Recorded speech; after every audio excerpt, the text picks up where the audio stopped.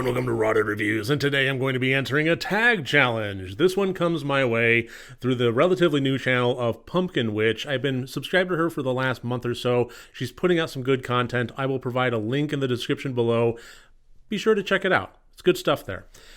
So this is not a series of various questions. This is a list that I am supposed to craft and accumulate and so forth of my top 10 movie wow moments. And although my channel is focused fairly well on horror, I do deviate every once in a while, so I will be keeping with that theme where these top 10 will focus primarily on horror, but I will be making some slight deviations every once in a while. So I'm going to go ahead and throw up a list of not necessarily the movies that I will be discussing, although you can kind of draw your own conclusions from there, but these are the warnings of spoilers contained within, because I am going to be freely talking about major spoilers, and this is the list of movies that I will be discussing. So for my first entry of my top 10 wow movie moments, I'm going to go with the opening scene of the Evil Dead remake. This was a situation where the franchise had, this was a movie that had a lot stacked against it. In terms of audience preconception, we have a high level of fandom. We have a remake that everybody was really kind of up in the air about. Nobody knew quite what to make of it. The trailer looked interesting, but would that really reflect the entirety of the movie? It's tough to tell. And although we had the major players that were brought in, they operated behind the scenes as producers and co-producers and such. And so we were dealing with not only a remake of our franchise, but also one that we didn't have the beloved cast of like Bruce Campbell in front of the camera any longer. So this was a tough one that really needed to bring the audience in, wrangle them, and let them know what kind of wild ride they were in for. And this opening shot did exactly that. In the first 5 minutes, it set the tone perfectly. Selection number 2, Dennis Hopper and Christopher Walken in their iconic scene together in the movie True Romance. This is a scene where Dennis Hopper is protecting his son and the information of his son's whereabouts from the organized crime syndicate that is present by the representative of Christopher Walken there. And Dennis Hopper knows that he's dead. He's been beaten up, he's been tied to a chair, but the true torture has yet to start. So knowing what his options are, he basically just has a nice casual chat, a conversation. He asks for a cigarette, he plays things cool, but at the same time, the stories that he tells are purposefully designed to anger the Sicilian family in front of him so that he can get his death over with quickly. It's a remarkable scene for not only what it says, but also what it doesn't say, and how it relates that kind of emotion across the screen to the audience. It spoke volumes while speaking very softly. Number 3, the angel at the end of the film, A Dark Song. For me, this was really a standout moment, and I know that it's divisive. I know I've heard from plenty of people where this just didn't work for them, and I get that. But for me, it really landed, and it landed hard. It was definitely a wow moment in my book. So for the film, we have all this very intricate, very detailed, very meticulous level of ritual involved to try and communicate with a guardian angel or an angel so that a wish can be granted, for lack of a better description there. And the whole thing was set up in a way that you really weren't sure if that would ever actually happen. And there was so much involved in terms of how much was sacrificed and the level of pain and so forth to get to that point. It was not an easy journey by any stretch of the imagination. And then when it finally did show up, it was the entire size of a room, and just dressed in this elaborate shielding. And when it was speaking, you really couldn't hear it on any audible sense, but it was rattling the furniture in the room and so forth with just the absolute low bass pitch there. It was remarkable in how it was presented on screen. I've never seen an angel represented with the level of awe that it elicited from me, and was massively a wow moment for me. Moment number 4, the shunting in society. I knew this movie would be bonkers. I just didn't realize quite how much until we actually got to the shunting. And you just have to watch it to understand. It's just fucking crazy. But yeah, major wow moment. I know that a lot of people, it was the wow moment. Honestly, it's pretty much the only reason to watch the movie. The entirety of the film was kind of so-so, and then we get to the shunting, and it's just like, holy shit. Number 5, not necessarily a moment within the movie, but a moment that occurred within myself while watching this movie, is the realization of the allegorical nature of Mother. While I was watching it, it was just ideal circumstances. I knew nothing about it, and I know that that's kind of, if you've never seen it, I'm sorry to be spoiling it in this manner, because really the best way to watch it is completely fresh. And again, this is a divisive one. A lot of people didn't like it. But for me, I really did like it. And the reason for that was I was watching it with the mentality of having a very straightforward narrative, a very linear storyline, so on and so forth. And it was quite confusing on that level.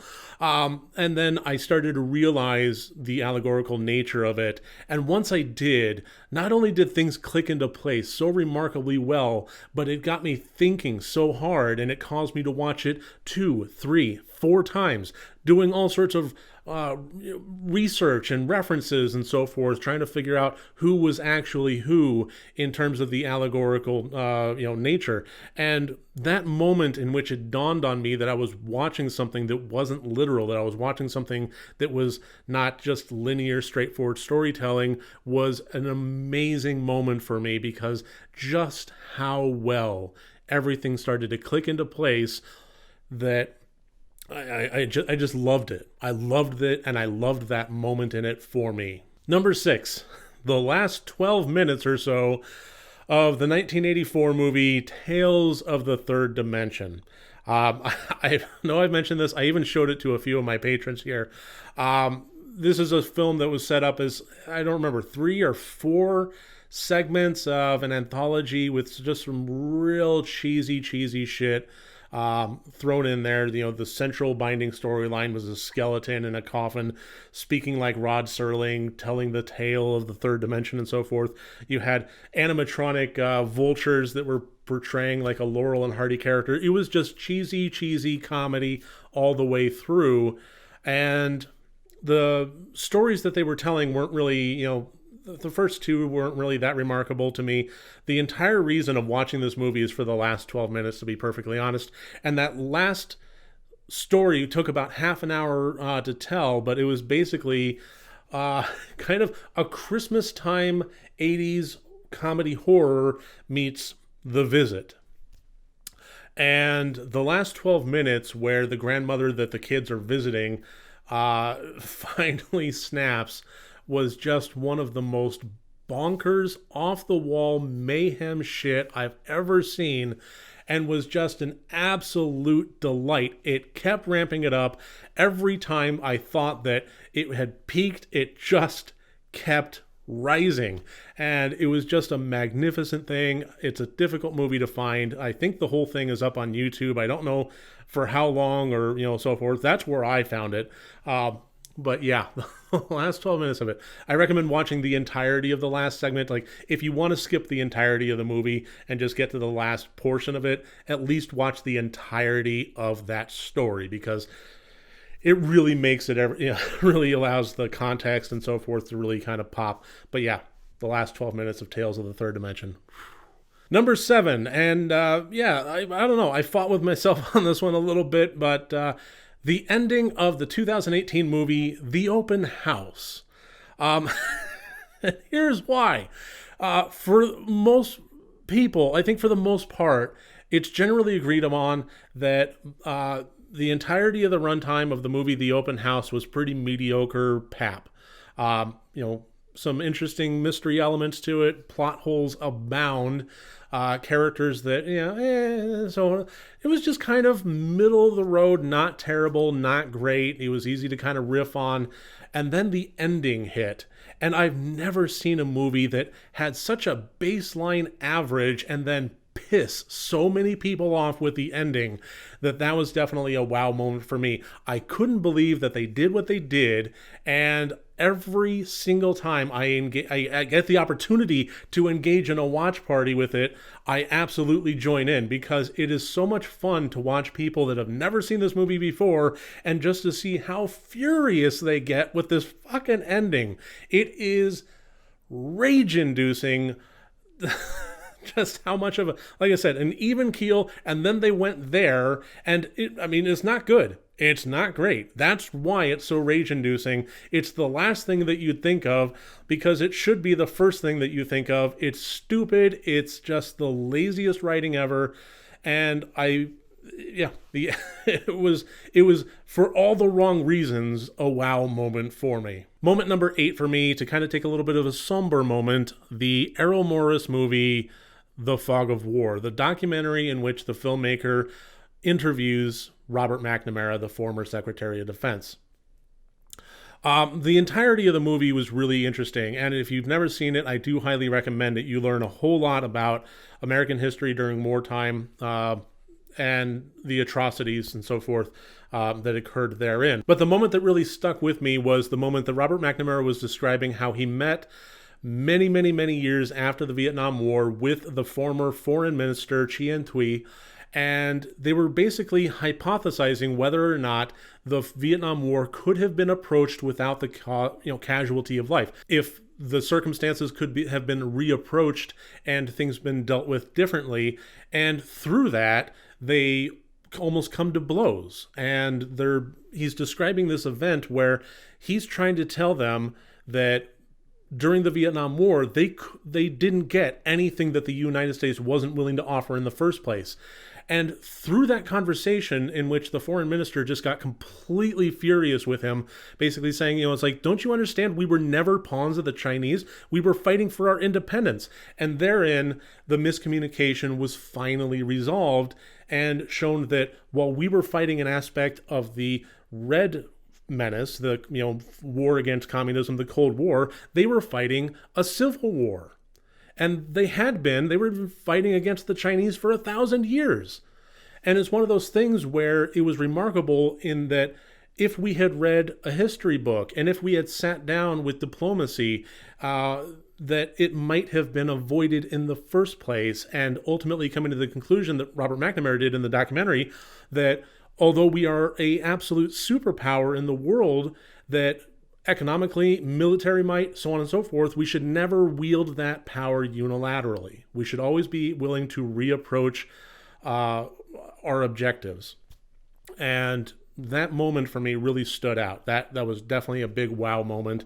It kind of came and went in the film, and they had actually had a few wow moments in there for me, but that was definitely one that stood out. Moment number 9, the ending of The Sixth Sense. This, again, was just the absolute perfect way that I watched it. I watched it early, I watched it in the theater, and I had no idea about the twist ending. I had no idea that there was a twist ending. I mean, this is the groundwork that was laid. The Sixth Sense really set the stage for twist endings. I mean, yeah, they had been kind of done before, but never to this degree, with such an air of, of such a popular film.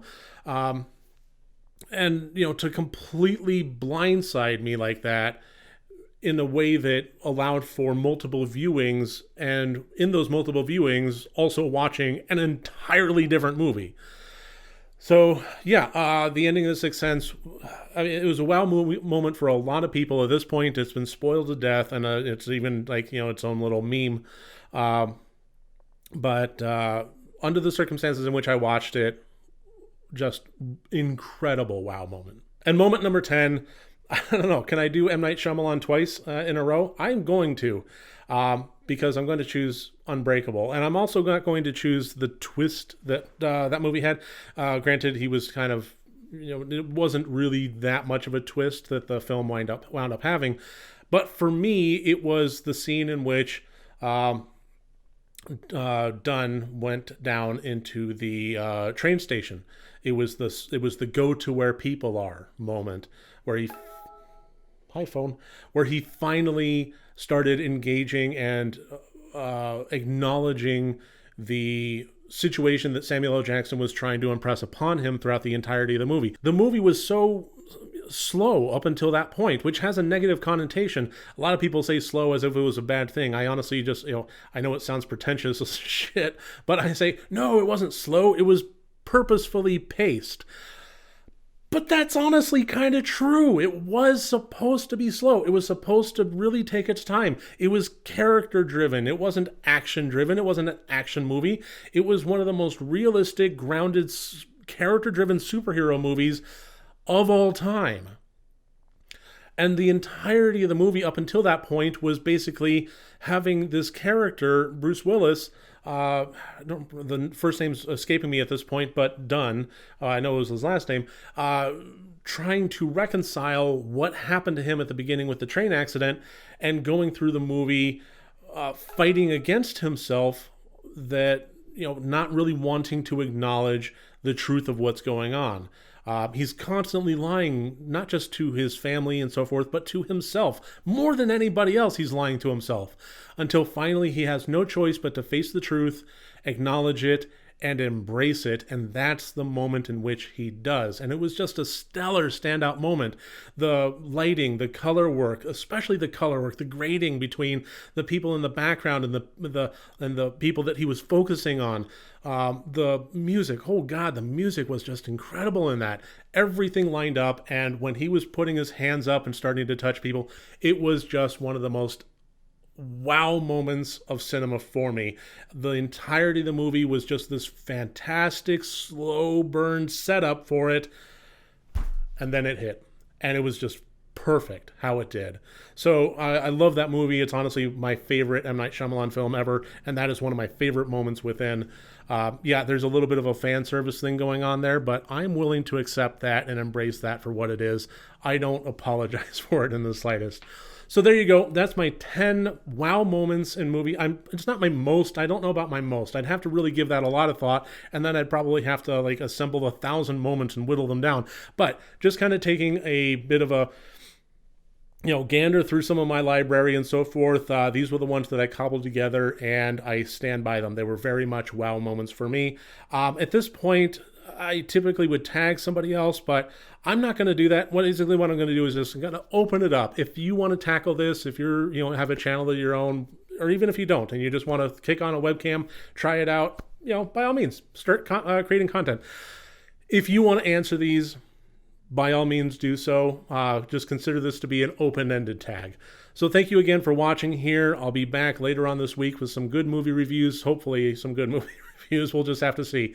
But take it easy, and have yourself a great day. Talk to you soon.